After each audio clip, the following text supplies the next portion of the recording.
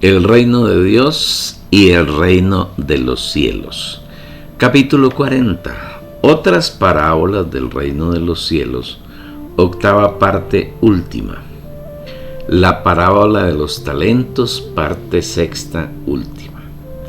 Interpretación de lenguas. Es el último de los dones que el Espíritu Santo reparte a cada uno de los santos como Él quiere y forma una sola entidad con el de diversos géneros de lenguas. Para que en la iglesia se haga todo decentemente y en orden, el Espíritu desea que cuando hay un hablar en diversos géneros de lenguas, a la vez hay hermanos que sean usados por el Señor para interpretar los misterios que está hablando el Espíritu. Cuando la iglesia se reúne en un lugar, no se debe impedir el hablar en lenguas, pero se debe tener cuidado porque muchas veces el hablar en lenguas procede de la emoción de quien la habla y no de la comunión del Espíritu Santo con el espíritu del hablante. Por eso el Señor, con miras a poner orden en el asunto, dice: si habla alguno en lengua extraña, que sea esto por 2, o a lo más 3, y por turno, y uno interprete. Y si no hay intérprete, cae en la iglesia y hable para sí mismo y para Dios. 1 Corintios 14, versículos 27 y 28. De tajo, el Espíritu aquí descarta el desorden que hacen muchos grupos cristianos donde hablan en lenguas, y ese hablar se convierte en una gritería que nadie puede entender y que Satanás aprovecha para introducir encubiertamente sus mentiras. Observa bien lo que dice la palabra. Si habla alguno en lengua extraña, sea esto por 2 o a lo más 3, y por turno. Se requiere ser cuidadoso para que todo en la reunión tenga el orden que agrada al Señor. En una reunión donde el Espíritu preside, no debe haber más de 3 que hablen en lenguas y deben hacerlo por turno, es decir, uno después de otro y no todos a la vez. Asimismo, para que el hablar en diversos géneros de lenguas sea genuino, debe haber un hermano que interprete, y esa interpretación debe ser examinada y aprobada por la unción que mora en cada uno de los participantes en la reunión, para corroborar que efectivamente sea el Espíritu, o para rechazarlo si la fuente de ese hablar no es el Señor. Si no hay intérprete, los hablantes en lenguas deben callar y hablar bajito para ellos y para el Señor. Las lenguas genuinas que son apropiadamente interpretadas son de mucho beneficio para la iglesia y también para los incrédulos que eventualmente estén en la reunión de los santos. Un hablar en lenguas genuino que es interpretado se convierte en una profecía que juzga y convence a los incrédulos y lo llevará a creer en el Señor. Si pues toda la iglesia se reúne en un solo lugar y todos hablan en lenguas y entran indoctos o incrédulos, ¿no dirán que estáis locos? Pero si todos profetizan y entra algún incrédulo o indocto, por todos es convencido, por todos es juzgado, lo oculto de su corazón se hace manifiesto, y así, postrándose sobre el rostro, adorará a Dios, declarando que verdaderamente Dios está entre vosotros. 1 Corintios 14, versículos 23 al 25. Un hablar en lenguas genuino, en primer lugar, es ordenado por turno y con intérprete. En segundo lugar, no debe ser motivo de escándalo ni de confusión para quien tiene un primer contacto con los hermanos. Muchos que vienen por primera vez a una reunión donde todos gritan en lenguas para hacerse notar, consideran que es una reunión de locos y generalmente se van para no volver. Pablo afirma que él hablaba en lenguas más que todos los hermanos, pero que cuando se reunía prefería hablar 5 palabras que fueran comprensibles y que edificaran a quienes lo oían, que 10,000 palabras en lenguas que nadie podía entender y que no contribuían a la edificación de los hermanos. Doy gracias a Dios que hablo en lenguas más que todos vosotros, pero en la iglesia prefiero hablar 5 palabras con mi entendimiento para enseñar también a otros que 10,000 palabras en lengua desconocida. 1 Corintios 14, versículos 18 y 19. El Señor desea que en una reunión de la iglesia todo lo que se hable sea comprensible, para que todos aprendan y sean edificados, lo cual no se da con un hablar en lenguas cuando no hay quien las interprete. Porque el que habla en lenguas no habla a los hombres sino a Dios, pues nadie le entiende, aunque por el Espíritu habla misterios. 1 Corintios 14, versículo 2. Si bien la persona que ora en lenguas se edifica a sí misma, y esto es verdad, si las lenguas son genuinas, las personas que lo oyen no ganan nada y no tienen cómo ser uno con ese hablar, ni cómo beneficiarse del hablar. Se puede orar en lenguas, pero cuando oramos junto con otras personas, debemos tener claridad de que nuestra oración no es de nuestra exclusividad, sino que afecta a quienes se encuentran con nosotros. Por eso, además de orar con el Espíritu, debemos hacerlo también con el entendimiento. ¿Qué, pues? Oraré con el Espíritu, pero oraré también con el entendimiento. Cantaré con el Espíritu, pero cantaré también con el entendimiento. 1 Corintios 14, versículo 15. El deseo del Señor es que de esa oración no solo participe quien la realiza, sino que todo el cuerpo sea beneficiado con ella, por medio de entender las palabras que son emitidas. Porque si bendices solo con el Espíritu, el que ocupa el lugar de simple oyente, ¿cómo dirá el amén a tu acción de gracias? Pues no sabe lo que has dicho, porque tú, a la verdad, bien das gracias, pero el otro no es edificado. 1 Corintios 14, versículo 17.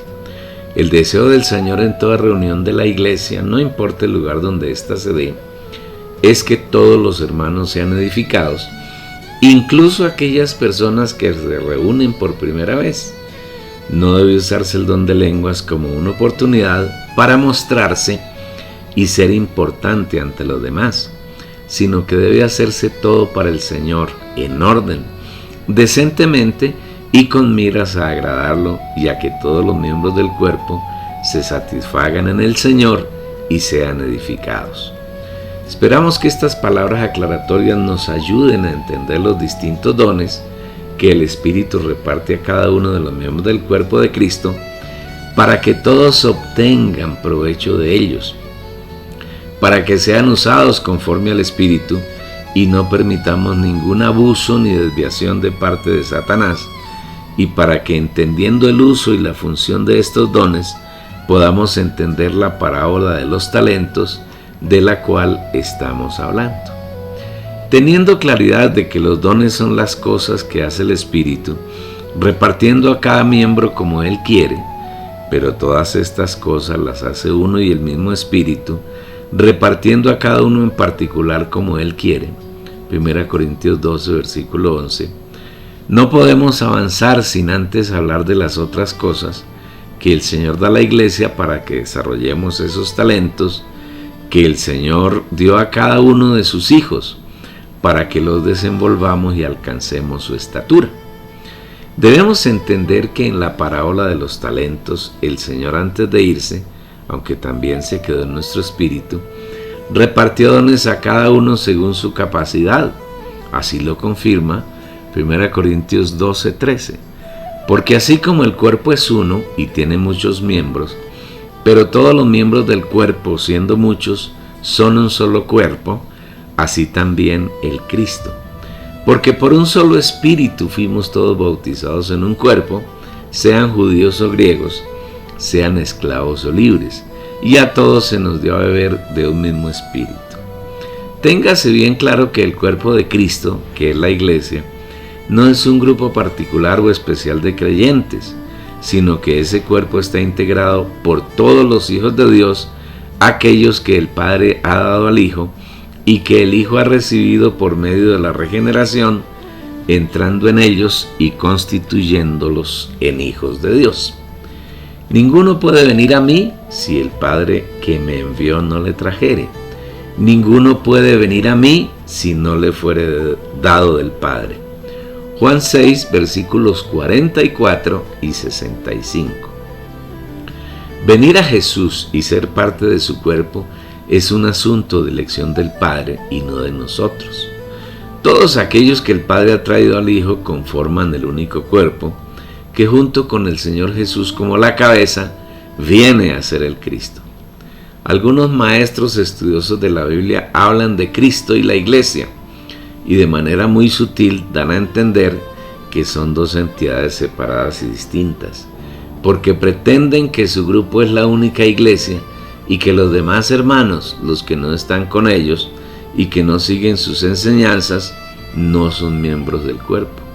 Ese punto de vista no se ajusta a la palabra, porque ahí es tajante al afirmar que todos los miembros del cuerpo, siendo muchos, son un solo cuerpo, y esos muchos miembros, junto con la cabeza, que es el Señor Jesús, son el Cristo. El versículo 13 aclara aún más el panorama al afirmar que todos fuimos bautizados, introducidos dentro de un mismo cuerpo, sin importar la condición de esclavitud o libertad, ni tampoco la raza a la cual se pertenece, porque por un solo espíritu todos fuimos bautizados en un cuerpo, sean judíos o griegos, sean esclavos o libres. Y además a todos se nos ha hecho participantes de ese espíritu que es único, y a todos se nos dio a beber de un mismo espíritu. Si eres cuidadoso al leer, meditar y orar la palabra, notarás que el bautismo en el Espíritu no tiene nada que ver con hablar o no hablar en lenguas desconocidas, sino que el bautismo del Espíritu tiene que ver primero con la elección que el Padre hizo con respecto a nosotros. Segundo, con el hecho de habernos traído a Jesús. Tercero, con la fe que Él nos dio para creer y recibir al Señor. Y cuarto, que fuimos introducidos dentro del único cuerpo por medio del Espíritu, del cual debemos permanentemente en la medida que nos disponemos a hacerlo. Retomando el tema central de este capítulo, que es la parábola de los talentos de Mateo 25, versículos 14 al 30, encontramos que el reino de los cielos es como un hombre que, yéndose lejos, llamó a sus siervos y les entregó sus bienes. Versículo 14. El Señor Jesús nos entregó todos sus bienes, todas sus riquezas, todo lo que Él es, todo lo que tiene y todo lo que ha logrado por medio de su obra de redención, que incluye su encarnación, vivir humano, muerte, resurrección, ascensión, entronización, glorificación y descenso como el Espíritu de poder, que es el bautismo en el Espíritu Santo. Todo es nuestro, todo nos ha sido entregado, en mayor o menor grado, de acuerdo con nuestra capacidad. A uno dio 5 talentos, y a otro 2, y a otro 1, a cada uno conforme a su capacidad, y luego se fue lejos. Mateo 25, versículo 15. Si bien es cierto que hace un poco menos de 2000 años, Él ascendió para ser entronizado a la diestra del Padre, es igualmente cierto que como el Espíritu está dentro de nosotros, procurando nuestra disposición para multiplicar sus bienes. Y el que había recibido 5 talentos fue y negoció con ellos, y ganó otros 5 talentos. Asimismo el que había recibido 2, ganó también otros 2. Versículos 16 y 17. Qué equivocadas son las interpretaciones que tiene el cristianismo respecto a estos 2 versículos. Están convencidos que multiplicar los talentos es hacer obras para Dios, especialmente en el asunto de predicar el Evangelio, porque limitan esta actividad a ganar adeptos para que su grupo crezca y se convierta en multitud. Recordemos que el Señor no desea de nosotros ninguna obra, sino que quiere que nos dispongamos para que Él pueda hacer sus obras en nosotros. En otras palabras, desea que andemos en las buenas obras, las cuales Dios preparó de antemano para que anduviésemos en ellas.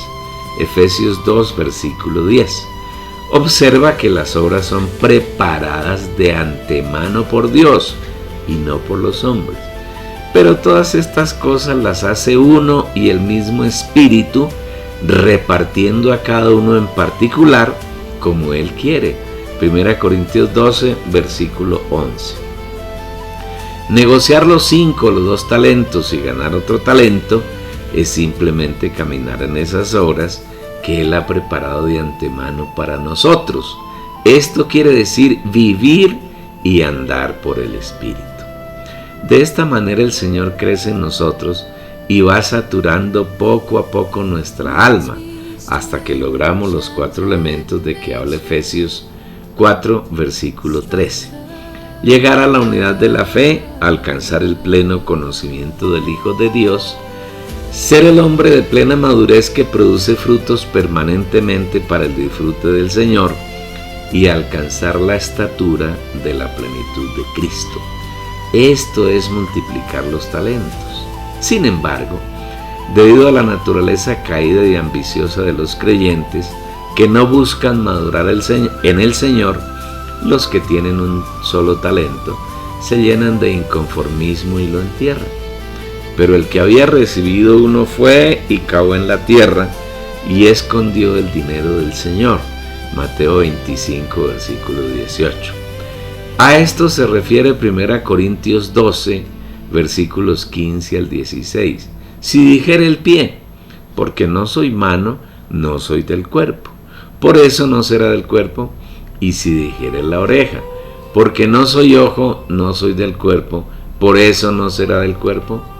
En el cristianismo contemporáneo hay 2 tendencias extremas que no son nada saludables para la vida del cuerpo. Una consiste en un complejo de inferioridad de la mayoría de los hermanos al comparar su función con la de otros miembros y creer que es menos valiosa.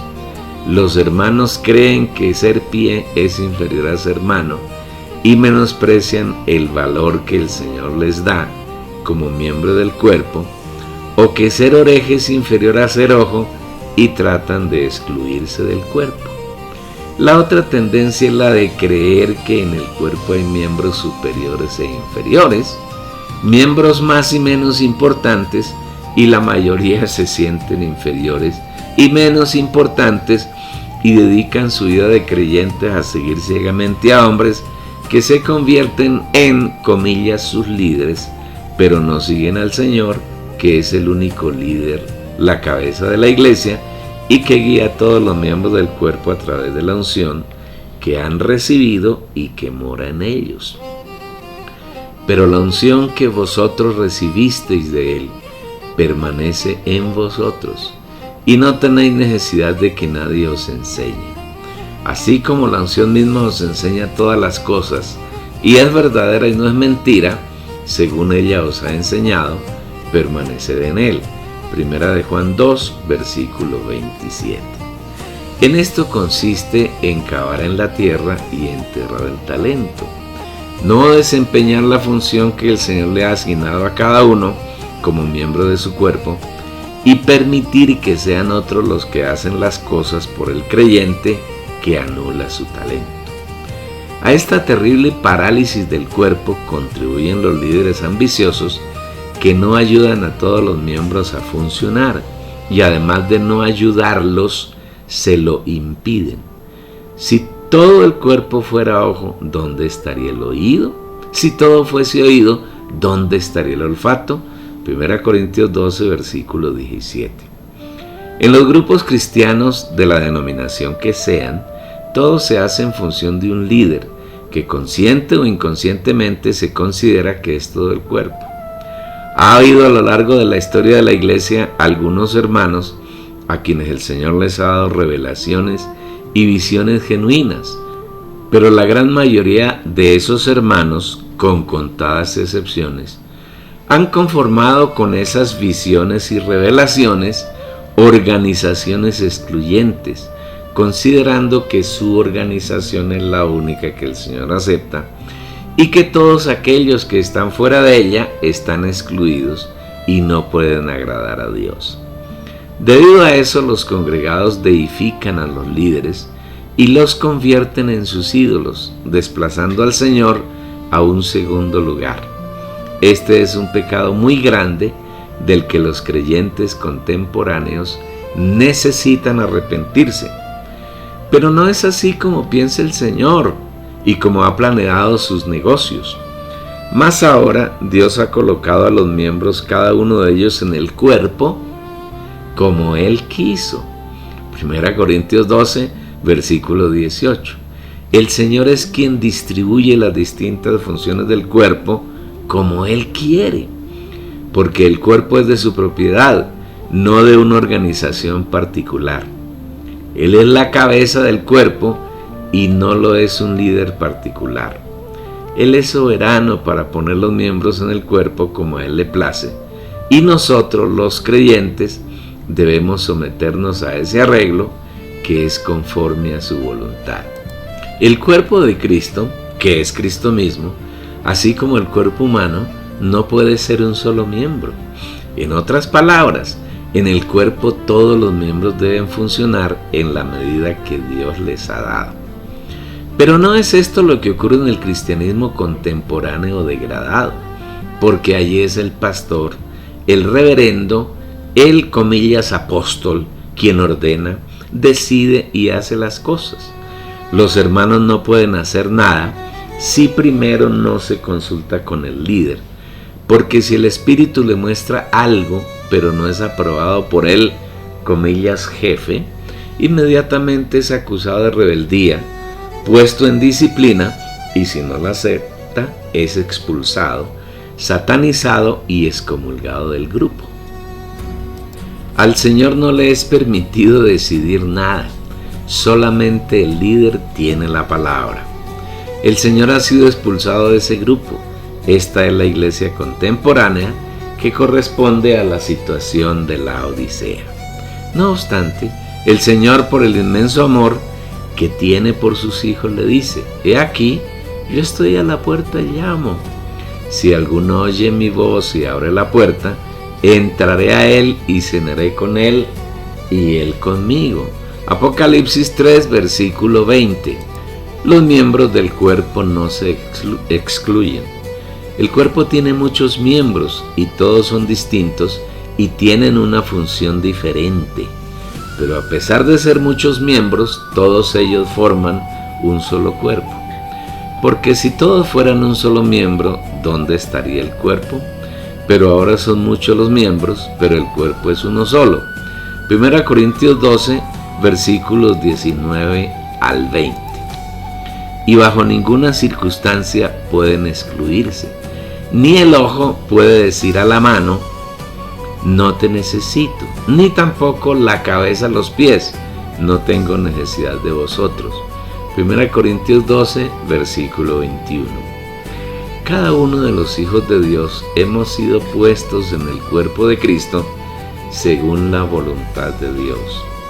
Y nadie puede excluirnos ni usurpar nuestra función, ni impedirnos desarrollar nuestros talentos para multiplicarlos, de tal manera que cuando el Señor venga y nos pida cuentas, podamos entregarle, comillas, su capital con todos los, comillas, rendimientos que Él ha ganado durante nuestra vida en la tierra.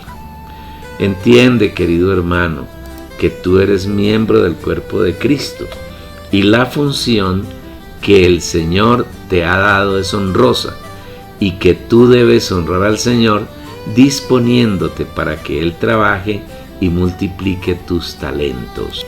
Nadie puede excluirte del cuerpo. Nadie puede impedir que la vida divina que el Señor te ha dado fluya y se multiplique. Nadie puede impedir que la palabra del Señor corra a través tuyo y te limpie para que puedas dar frutos para el disfrute del Señor. Todo aquel que lleva fruto lo limpiará para que lleve más fruto.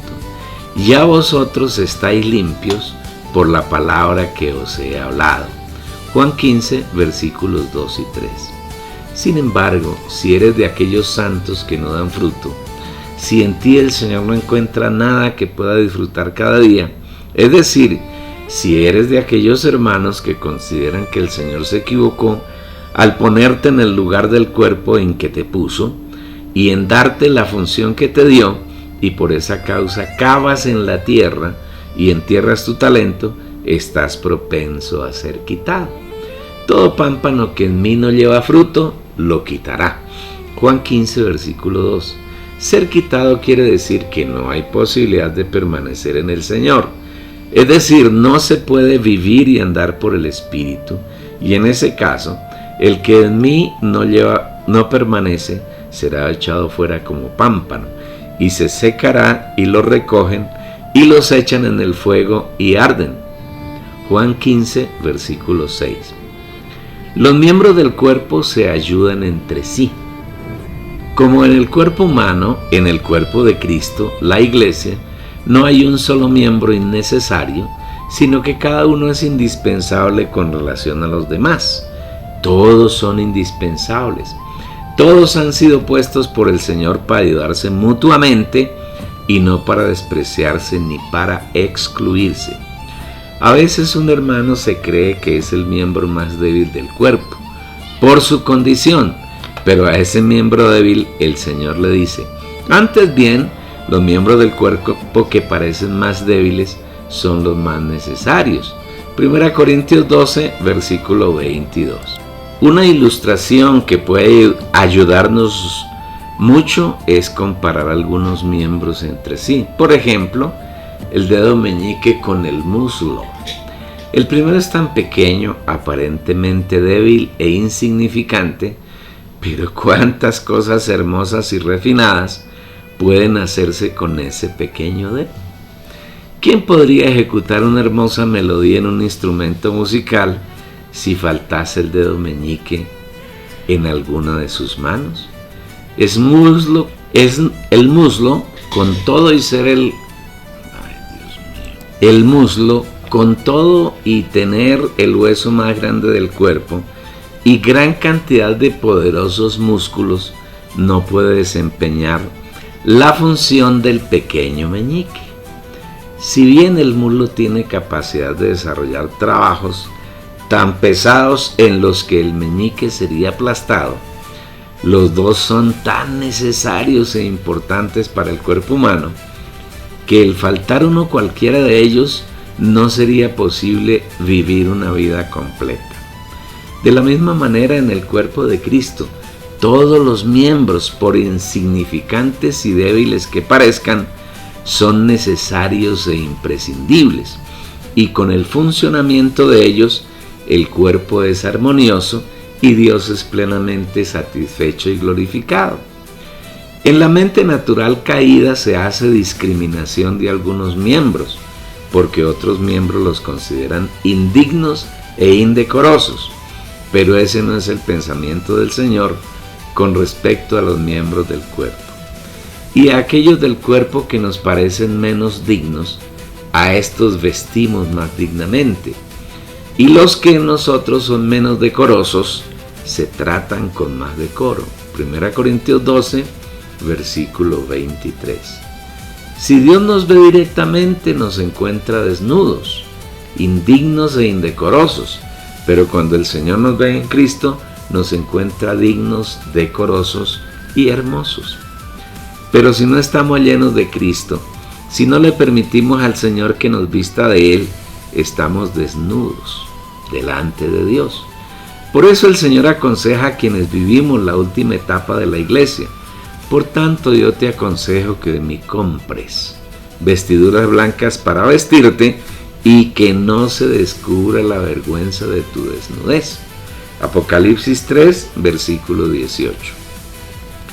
Como miembro del cuerpo debemos ayudarnos mutuamente a vestirnos de Cristo. En la medida en que nos suplimos a Cristo solidariamente, nos vestimos de Él, y esto es vestirnos dignamente. No se trata aquí de tapar el pecado de los hermanos, como muchos acostumbran, sino en suplirnos unos a otros del Cristo que diariamente disfrutamos, para que ningún miembro del cuerpo manifieste su desnudez espiritual, cometiendo actos pecaminosos que lo avergüencen y avergüencen al Señor. Si un hermano comete alguna falta, debemos ayudarlo amonestándole con amor, teniendo cuidado de no ser tentados a cometer las mismas faltas. Hermanos, si alguno fuere sorprendido en alguna falta, vosotros que sois espirituales, restauradle con espíritu de mansedumbre, considerándote a ti mismo, no sea que tú también seas tentado. Gálatas 6, versículo 1. Pero a la vez debemos ser cuidadosos de no participar en pecados ajenos. No impongas con ligereza las manos a ninguno, ni participes en pecados ajenos. Consérvate puro. 1 Timoteo 5, versículo 22. Igualmente, como hijos de Dios que hemos de entrar en el reino de los cielos, debemos ser cuidadosos en cuanto a los pecados que son de muerte y los que no son de muerte. Porque cuando alguien cae en los primeros, seguramente ha sido excluido del reino de los cielos. Si alguno viere a su hermano cometer pecado que no sea de muerte, pedirá, y Dios le dará vida. Esto es para los que cometen pecado que no sea de muerte. Hay pecado de muerte por el cual yo no digo que se pida. Toda injusticia es pecado, pero hay pecado no de muerte. 1 Juan 5, versículos 16 y 17. El hecho de que el Señor haya dado a unos 5 talentos, a otro 2 y a otro 1, con ello no estableció ninguna jerarquía en la iglesia, ni hizo a unos miembros más importantes y a otros menos, sino que Él sabe qué responsabilidad puede soportar cada quien en el cuerpo. E igualmente sabe que en la medida en que cada creyente negocie con sus talentos, puede duplicarlos. Tal vez el hermano que recibió un talento considere que el Señor le dio menos honor, que tiene menos importancia en el cuerpo que aquellos hermanos que recibieron 5 y 2 talentos. Pero el Señor en ningún momento piensa así, sino por el contrario. Porque los que en nosotros son más decorosos no tienen necesidad. Pero Dios mezcló juntamente el cuerpo, dando más abundante honor al que le faltaba. 1 Corintios capítulo 12, versículo 24, tomado del griego. Para Dios no hay en el cuerpo miembros más o menos importantes, sino que nos mezcló a todos sus hijos y estableció un equilibrio entre todos, para que no haya división en el cuerpo, sino que los miembros todos se preocupen los unos por los otros. Capítulo 12, versículo 26. La palabra preocupar quiere decir ocuparse de antemano. Cuando vivimos la realidad del cuerpo de Cristo, cada uno de nosotros estamos preocupados por el crecimiento de cada hermano y trabajamos en oración y en la enseñanza, supliéndonos unos a otros con las riquezas del Espíritu, para que ninguno entierre sus dones, sino que todos los santos los multipliquen y en la venida del Señor todos tengan que presentarle. La palabra de Cristo more en abundancia en vosotros, enseñando y exhortándoos unos a otros en toda sabiduría, cantando con gracia en vuestros corazones al Señor, con salmos e himnos y cánticos espirituales. Colosenses 3, versículo 16. No se trata de una competencia cualquiera, donde el que llega primero es el vencedor, sino que el Señor desea que todos alcancemos la meta de ser vencedores. La realidad de la vida del cuerpo implica que si un miembro padece, todos los miembros se duelen con él, y si un miembro recibe honra, todos los miembros con él se gozan. 1 Corintios 12, versículo 26. El sufrimiento, el dolor y la lucha de un santo deben afectar y conmover a todo el cuerpo, y asimismo la honra y la alegría de un miembro del cuerpo deben ser motivo de alegría para todos los santos. En este aspecto no hay duda de que falta casi todo. La preocupación de los líderes cristianos se centra en que los feligreses asistan al culto del domingo o a las reuniones de la cruzada que organizan periódicamente, pero no hay una genuina preocupación por el crecimiento y el bienestar espiritual de las ovejas que dicen pastorear. Por su parte, los feligreses están preocupados porque el Señor cubra sus necesidades, y siendo así no hay otro motivo de preocupación, aunque el hermano que se sienta a su lado haya enterrado su don y esté propenso a ser excluido del reino de los cielos. Las funciones en el cuerpo. Todos aquellos que hemos creído en el Señor, que lo hemos recibido, hemos sido regenerados, hemos nacido de nuevo y somos miembros de su cuerpo. En esto no debemos tener la menor duda. Vosotros, pues, sois el cuerpo de Cristo y miembros cada uno en particular. 1 Corintios 12, versículo 27. Todos los hijos de Dios hacemos parte del cuerpo de Cristo y cada uno de nosotros en particular somos miembros de su cuerpo. No podemos equivocarnos tratando de excluir a algún hermano del cuerpo de Cristo sin importar dónde esté o con quién se reúne.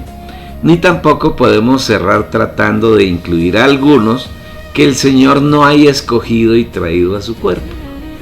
La iglesia no es un cuerpo deforme ni desordenado, sino que al igual que el cuerpo humano, cada uno tiene una función de acuerdo con los talentos que el Señor le ha dado. Y esas diferentes funciones hacen que el cuerpo sea ordenado y sumamente armonioso.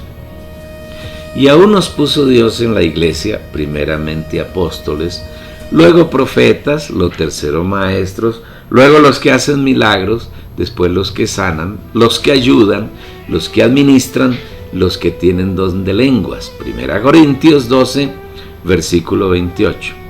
Dios ordenó el cuerpo como Él quiso y no tiene nada que ver con los nombramientos que hacen las organizaciones cristianas. Es muy común hoy ver a algunos predicadores en televisión y oírlos en radio exaltando sus títulos de apóstol, profeta, evangelista internacional, reverendo, presbítero, pastor y otros.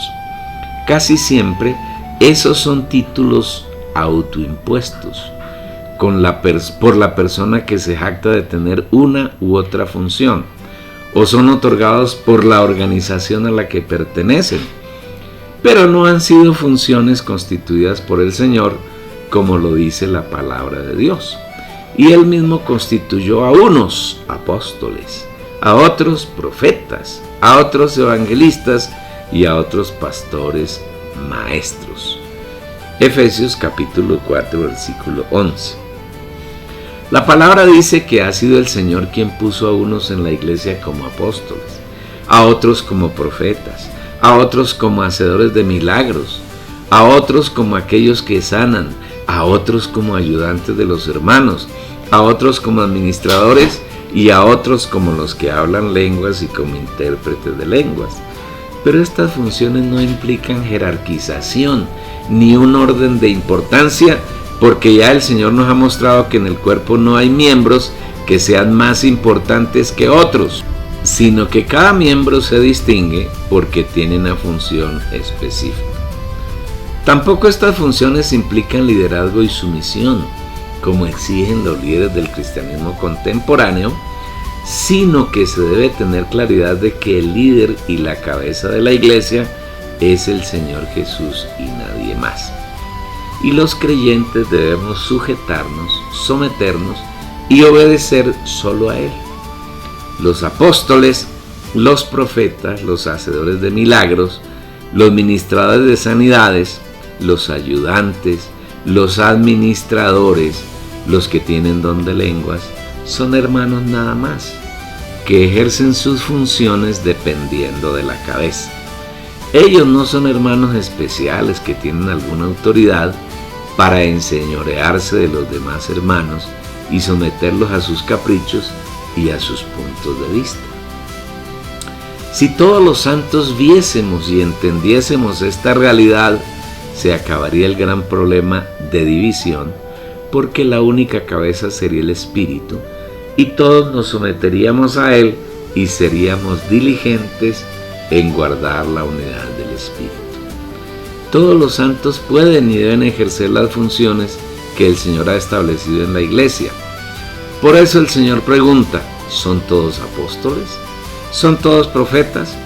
¿Todos maestros? ¿Hacen todos milagros? ¿Tienen todos dones de sanidad? ¿Hablan todos lenguas? ¿Interpretan todos? 1 Corintios 12, versículos 29 y 30. Si el Señor pregunta, es porque todos los miembros en la Iglesia pueden tener todos y cualquiera de los dones, a menos que un hermano haya decidido enterrar su talento. En otras palabras, un hermano de un talento puede ejercer la función de apóstol, puede ser profeta, puede ser maestro, puede hacer milagros, puede administrar sanidades, puede hablar lenguas y puede interpretarlas. Lo mismo que uno que tiene 2 u otro que tiene 5 talentos, porque el don no es propiedad del hermano, sino es el Espíritu quien opera en él, como y cuando quiere. En la Iglesia todos los santos deben anhelar el ejercicio de los dones, pero el Señor nos muestra un camino más excelente, el amor, que es tratado en el capítulo 13 de 1 Corintios. Sobre el amor solo queremos decir de manera sucinta que este no es solamente un sentimiento, sino que es la expresión de la vida de Dios a través de nosotros, porque Dios es amor. Podemos amar verdaderamente cuando estamos saturados de la vida de Dios y esa vida transborda de nuestro vaso para llenar a otros vasos. Ese es el amor que cumple todas las consideraciones de 1 Corintios 13. Agradecemos al Señor por habernos aclarado el contenido de 1 Corintios 12. Esperamos que tú, querido lector y hermano, tengas ahora una luz un poco más clara acerca de estos asuntos y así podamos ganar toda la luz que el Señor quiere darnos por medio de la parábola de los talentos que tiene que ver con el reino de los cielos. Volvamos entonces a ella y sigamos disfrutando de todas las riquezas que el Señor quiere mostrarnos. Cuando el Señor se fue lejos y dio a cada uno de sus siervos talentos en cantidades distintas, tenía un objetivo bien claro: pedirles cuentas a su regreso. Después de mucho tiempo vino el Señor de aquellos siervos y arregló cuentas con ellos. Mateo 25, versículo 19. Ha pasado un buen tiempo desde que el Señor ascendió y la mayoría de su pueblo ha olvidado su regreso. Pero el Señor regresará y su venida está más cerca de lo que muchos creen, y todos tendremos que ir a su presencia para rendirle cuentas en los talentos que Él nos entregó. El día de entrega de esas cuentas no es nada distinto al tribunal de Cristo, que el Señor establecerá en los aires hacia el final de la gran tribulación, cuando los que estén muertos serán resucitados y los que estén vivos serán transformados para subir a los aires, para ser juzgados de acuerdo con las obras que hicieron mientras estaban en el cuerpo. Porque es necesario que todos nosotros comparezcamos ante el tribunal de Cristo, para que cada uno reciba según lo que haya hecho mientras estaba en el cuerpo, sea bueno o sea malo. Porque el Señor mismo, con voz de mando, con voz de arcángel y con trompeta de Dios, descenderá del cielo, y los muertos en Cristo resucitarán primero. Luego nosotros, los que vivimos, los que hayamos quedado, seremos arrebatados juntamente con ellos en las nubes para recibir al Señor en el aire, y así estaremos siempre con el Señor. 2 Corintios 5, versículo 10, 1 Tesalonicenses capítulo 5, versículos 16 y 17. Una vez que todos estos hechos ocurran, cada uno de nosotros los creyentes debemos presentarnos delante de Él para arreglar cuentas y saber si estamos preparados o no para entrar en el reino de los cielos. Los siervos que en la parábola hacía mucho tiempo habían recibido los talentos fueron llegando uno a uno. Y llegando el que había recibido 5 talentos, trajo otros 5 talentos, diciendo: Señor, 5 talentos me entregaste. Aquí tienes, he ganado otros 5 talentos sobre ellos. Y su señor le dijo: Bien, buen siervo y fiel. Sobre poco has sido fiel, sobre mucho te pondré. Entra en el gozo de tu señor. Llegando también el que había recibido 2 talentos, dijo: Señor, 2 talentos me entregaste. Aquí tienes, he ganado otros 2 talentos sobre ellos. Su señor le dijo: Bien, buen siervo y fiel. Sobre poco has sido fiel, sobre mucho te pondré. Entra en el gozo de tu señor. Mateo 25, versículos 20 al 23. Los que habían recibido 2 y 5 talentos negociaron con ellos y los duplicaron. No debe entenderse la multiplicación de los talentos como haber hecho obras para el Señor, sino en haber permitido que el Señor trabajara en ellos con el fin de ser totalmente saturados de la vida y la naturaleza divinas. Estos hermanos son aquellos que alcanzaron los 4 puntos de los que habla Efesios 4, versículo 13. La unidad de la fe, que consiste en que el Señor ha crecido tanto en el alma del creyente, al punto de que la fe subjetiva llegó a ser igual a la fe objetiva. Su creencia llegó a ser igual a todo lo que el Señor es. El segundo punto es que llegaron al pleno conocimiento del Hijo de Dios. Así como un profesional en cualquier rama de la ciencia o la tecnología conoce profundamente todas las cosas que tienen que ver con su profesión, los creyentes debemos anhelar conocer totalmente al Señor, porque entre más lo conocemos, más lo amamos, lo respetamos, lo seguimos y lo obedecemos. El tercer punto es llegar a ser un hombre de plena madurez. La madurez tiene que ver con producir frutos permanentemente para que el Señor pueda disfrutar de su trabajo en nosotros. El cuarto punto tiene que ver con crecer hasta alcanzar la medida de la plenitud de Cristo. Cuando estemos en el tribunal de Cristo, seremos comparados con Él, y solo aquellos que sean iguales a Él en estatura, en crecimiento en la vida divina, entrarán en el reino de los cielos. Estos son los siervos que habían recibido 5 y 2 talentos y fueron felicitados por el Señor porque habían sido fieles en lo poco. Y su Señor le dijo: Bien, buen siervo y fiel, sobre poco has sido fiel, sobre mucho te pondré. Entra en el gozo de tu Señor. No creas que recibir 5 o 2 talentos es una carga demasiado pesada o es una responsabilidad muy grande.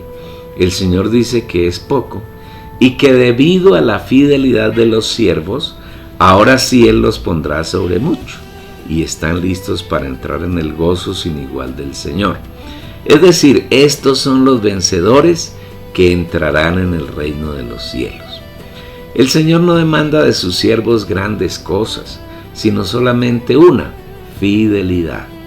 Es decir, Él desea de nosotros que aprendamos a vivir en el Espíritu y a mantenernos en su comunión. Este vivir, además de que no es difícil, es muy grato y placentero. Pero había otro siervo a quien el Señor le había dado una carga aún más pequeña, un talento. Pero su vivir fue bien distinto al de los 2 anteriores. En lugar de trabajar el talento para multiplicarlo, fue y cavó en la tierra y lo enterró. Y cuando se presentó delante del Señor, fue tan altivo que, a cambio de humillarse y reconocer su carencia y su falta de fidelidad, le echó al Señor la culpa de su fracaso. Pero llegando también el que había recibido un talento, dijo: Señor, te conocía que eres hombre duro que ciegas donde no sembraste y recoges donde no esparciste. Por lo cual tuve miedo y fui y escondí tu talento en la tierra. Aquí tienes lo que es tuyo. Mateo 25, versículos 24 al 25. Esta clase de creyente corresponde a aquellos hermanos que nunca buscan una comunión íntima con el Señor, que se conforman con el sermón semanal que le imparte el líder del grupo donde se reúnen, pero no se preocupan por tocar el espíritu, por buscar revelación y luz en la palabra. Son aquellos hermanos que no buscan la voluntad del Señor, que nunca tienen ningún fruto para que el Señor pueda disfrutar, que son indiferentes a la luz del Señor, que se llenan de religiosidad y de reglas exteriores, que siempre están propensos a la crítica, porque ésta se manifiesta claramente delante del Señor. Te conocía que eres hombre duro, que ciegas donde no sembraste y recoges donde no esparciste. Son hermanos que viven una vida de continuo temor, que no pueden disfrutar el amor del Señor y que nunca llegan a ser perfeccionados. En el amor no hay temor, sino que el perfecto amor echa fuera el temor, porque el temor lleva en sí castigo, de donde el que teme no ha sido perfeccionado en el amor. Primera de Juan 4, versículo 18. Estos son hermanos a quienes se les pregunta que si el Señor viniera hoy, ¿qué sería de ellos? Y confiesan que serían derrotados porque les falta mucho crecimiento. Y si se les repite la pregunta dentro de 5, 10 o 15 años, la respuesta es idéntica. Su vida espiritual no avanza. Procuran vivir por la visión que otros puedan tener.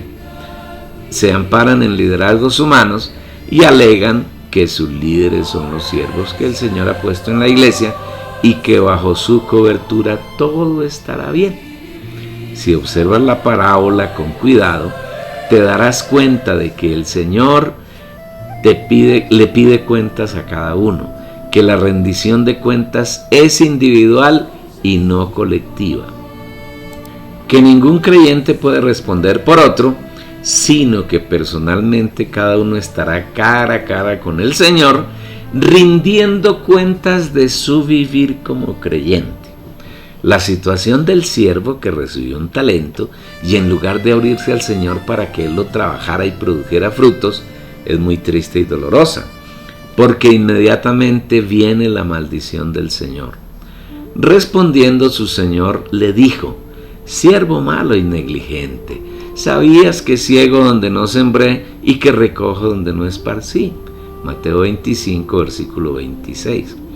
El Señor no discute con el siervo acerca de que él sea duro y que ciega donde no ha sembrado y recoge donde no ha esparcido, sino que lo trata de malo y negligente. Qué dura ha de ser esta palabra para quien tenga que recibirla en el tribunal de Cristo. Es una maldición que ha de taladrar el corazón hasta lo más profundo. El Señor, a cambio de justificarse frente a la acusación del siervo, le muestra lo que debió haber hecho con el talento que había recibido. Por tanto, debías haber dado mi dinero a los banqueros, y al venir yo hubiera recibido lo que es mío con los intereses. Versículo 27. Aquí el Señor muestra la necesidad que tenemos de vivir con y para el cuerpo como miembros de Él. No podemos crecer nosotros solos. Necesitamos de la ayuda, el apoyo, la oración y la enseñanza de otros hermanos.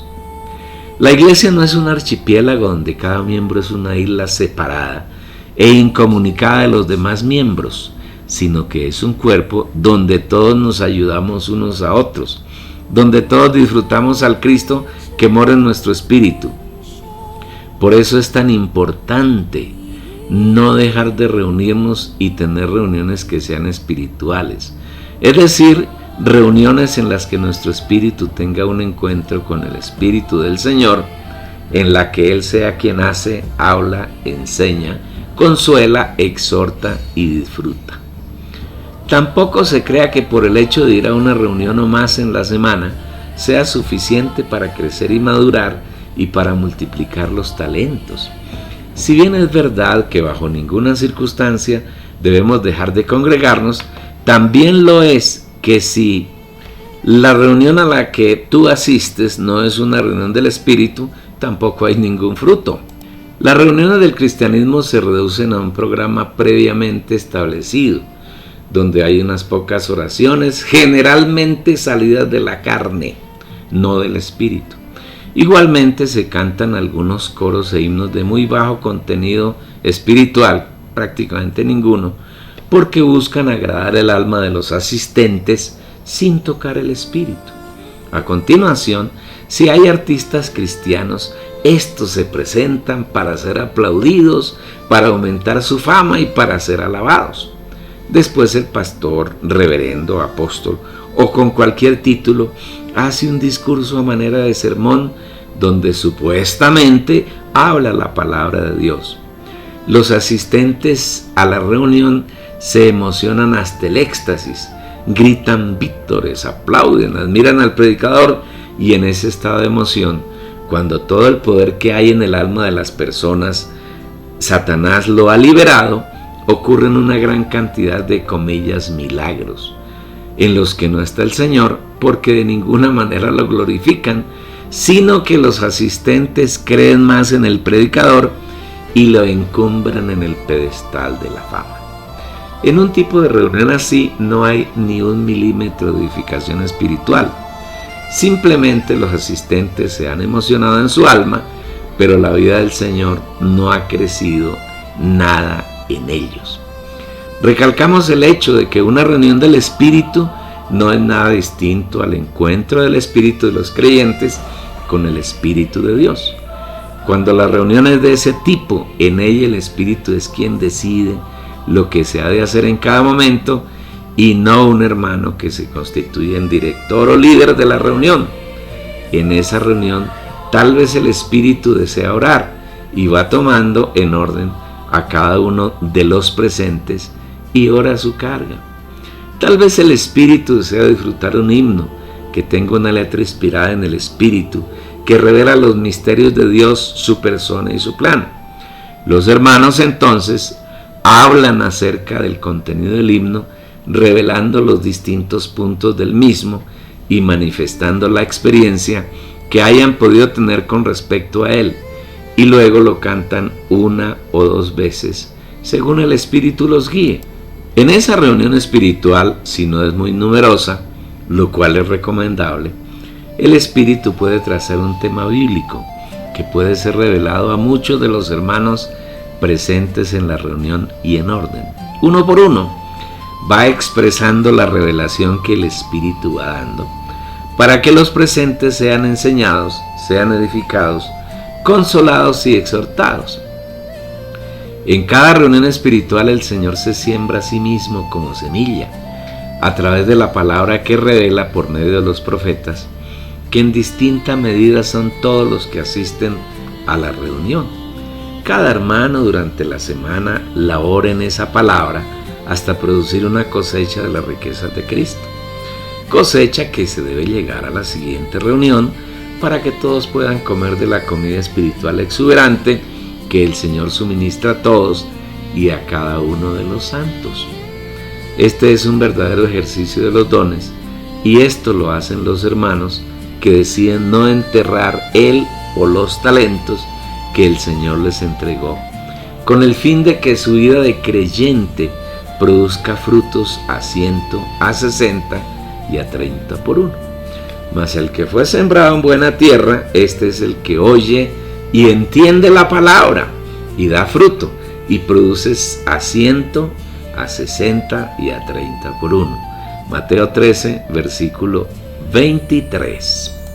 Las genuinas reuniones de la iglesia están tipificadas en el Antiguo Testamento por la fiesta de los tabernáculos, en el cual los israelitas llevaban los productos que habían obtenido del procesamiento de los frutos de la siega de la buena tierra.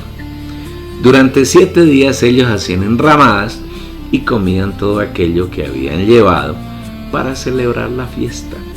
Si sabemos que la buena tierra representa a Cristo, la tierra de Canaán, a la que Dios había introducido a su pueblo después de que había vagado por el desierto durante 40 años, y que la última y gran fiesta, la de los tabernáculos, tenía como ingrediente principal el disfrute de los productos de esa tierra. Las reuniones genuinas del Espíritu son aquellas donde los creyentes disfrutan del Cristo maravilloso que cada uno ha disfrutado durante la semana. Si lees cuidadosamente Levítico 23, desde el versículo 23 hasta el final del capítulo, encontrarás que los israelitas no podían ir a la fiesta con las manos vacías, sino que debían llevar alguna parte de lo que habían obtenido de su trabajo en la tierra de Canaán. De la misma manera, los creyentes no vamos a la reunión con las manos vacías, sino que en nuestra vida diaria nos dedicamos a cultivar a Cristo, a disfrutar de sus insondables riquezas y llevamos nuestro disfrute para que, junto con los hermanos, tengamos en cada reunión un banquete esplendoroso, donde el Señor y nosotros disfrutamos y donde el Señor y nosotros nos satisfacemos. Este es el ejercicio de los talentos, y si hacemos así, los multiplicamos y en la venida del Señor tendremos que presentarle y tendremos cómo gloriarnos y gozarnos en Él. Por eso, amable lector, tú debes ejercitar los dones que el Espíritu Santo te ha dado, para que tus talentos no permanezcan enterrados. Si los entierras, tendrás que escuchar de la boca del Señor una frase que no es nada halagadora: siervo malo y negligente. Además, tu talento te será quitado y entregado a quienes ganaron más talentos sobre los que el Señor les dio. Quitarle pues el talento y darlo al que tiene 10 talentos, porque al que tiene le será dado y tendrá más, y al que no tiene, aún lo que tiene le será quitado. Mateo 25, 28 y 29. Y luego una sentencia que a ninguno le gustaría oír: y al siervo inútil echadle en las tinieblas de afuera, allí será el lloro y el crujir de dientes. El lector podrá comprender con claridad que todos los siervos, tanto los que recibieron 5 talentos como el que recibió 2, y asimismo al que le fue dado 1 talento, son siervos del Señor. Es decir, son hijos de Dios, son personas regeneradas, nacidas de nuevo y hacen parte del reino de Dios. Pero eso no les garantiza que puedan entrar en el reino de los cielos, porque solamente entrarán aquellos siervos que trabajaron sus talentos y los multiplicaron, y no así el siervo malo y negligente que prefirió cavar en la tierra para enterrar su talento. Si eres un hijo de Dios que ha recibido un talento, no lo entierres. Vuélvete al Señor para que Él lo trabaje en ti y verás que en muy poco tiempo dejará de ser un talento para convertirse en 2 y luego en 4 y así sucesivamente. Cuando el Señor venga, serás felicitado por Él y puesto en el reino de los cielos para gobernar junto con Él.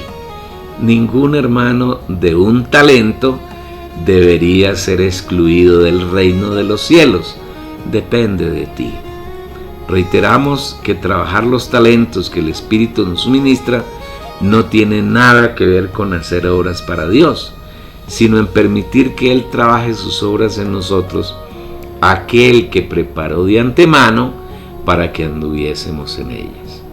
Esperamos que tomes en serio estas palabras: desentierra tu talento, multiplícalo y en la venida del Señor tendrás que presentarle para que seas un vencedor y puedas entrar en el reino de los cielos. Aún estás a tiempo, querido lector oyente. Creo que en tu corazón hay mucha luz y mucha claridad para que sigas disfrutando al Señor y ayudes a que otros disfruten enviándoles la página o la dirección de la página www.las-primicias.com.